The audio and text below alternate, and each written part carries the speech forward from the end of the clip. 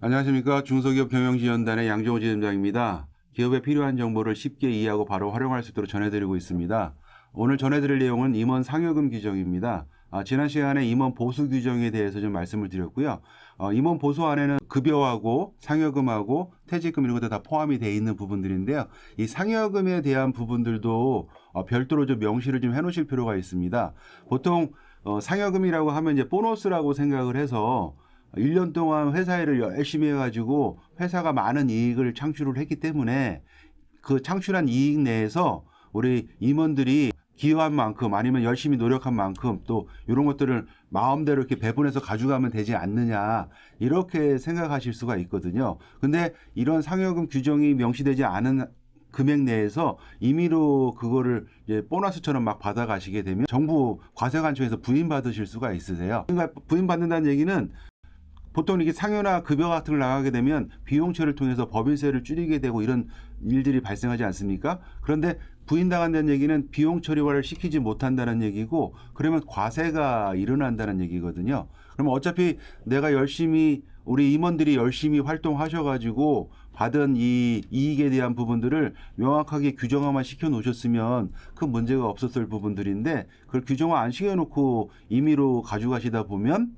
요게 또 과세관청에서 보는 문제가 되기 때문에 요 임원 상여금 규정 같은 부분도 좀 만들어 놓으셔야 된다고 권장을 드리고 있습니다. 그래서 오늘 임원 상여금 규정에 대해서 실제 정관에 이제 첨부되어 있는 내용들이거든요. 이렇게 첨부를 하고 있는 것들이고 그리고 제가 이제 방송에서 올려드리고 있는 자료들이 한 90% 이상은 실무에서 쓰는 내용들이긴 하나 회사의 상황과 여건에 맞춰 가지고 그거는 좀 변화가 좀 있으셔야 돼요.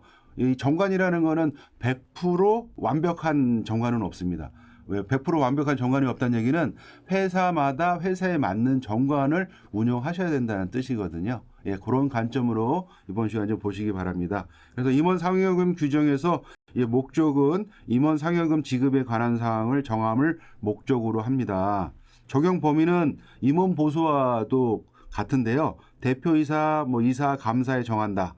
이분들은 등기부상 등재되어 있는 이사 및 감사를 말한다. 임원에 준하는 대우를 받더라도 실무적으로는 이제 부장 일을 하시면서 호칭상으로 보면 상무님, 이사님 하면서 호칭상으로 임원을 받는 분도 계세요.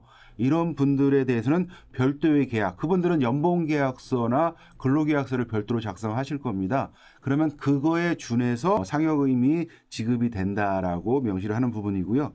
지급 대상의 범위는 보수액이 확정되는 시점에 근무하는 임원에 한해서 지급을 하고 정기 상여금은 여기서는 지금 기본 연봉의 300% 범위 내에서 직급에 따라 연 2회 이상 시기를 정해서 분할하여 상여금을 지급할 수 있다라고 돼 있고 여기 있는 이 지급할 수 있다라는 내용들을 이사회에서 이제 그 실제 상황에 맞춰 가지고 이제 지급을 하시게 되겠죠. 그래서 요 300%라는 범위 연 2회라는 법이 이거는 제가 샘플로 드린 부분들이기 때문에 회사 상황에 맞춰서 기본 연봉의 600%, 그다음에 연 4회, 6회 이것들은 회사가 정하시면 되실 것 같습니다. 그다음에 성과상여금입니다. 성과상여금은 전년도 순이익의 50% 범위 내에서 성과에 따라 해당 임원에게 성과상여금을 지급할 수가 있다.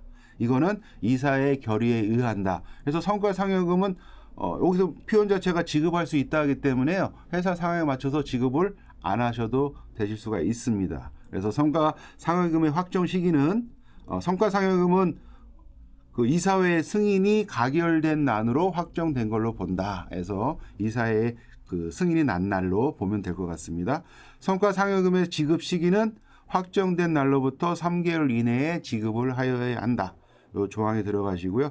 이 규정은 주주총회 결의에 의해서만 개폐가 가능하다라는 부분들을 갖다가 상여금 규정 내에 이렇게 명시하시면 될 것 같습니다. 부칙으로 보면 시행일은 주주총회가 보통 3월 달에 끝나기 때문에 요 부칙에서는 2021년 3월 31일부터 시행을 한다라는 부칙을 넣어놨고요. 시행일 이전에 선임된 임원도 이 규정에 적용을 받는다.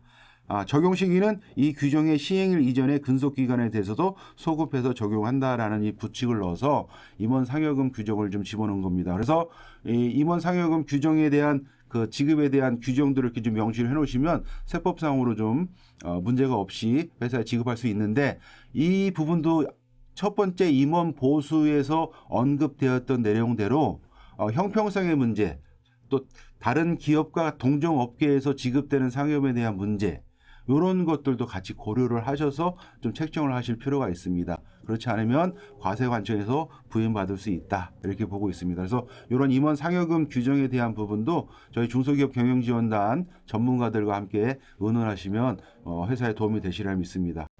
이번 시간 요거 마치고 다음 시간에 이어가지고요 임원 퇴직금 규정에 대해서 좀 알아보도록 하겠습니다.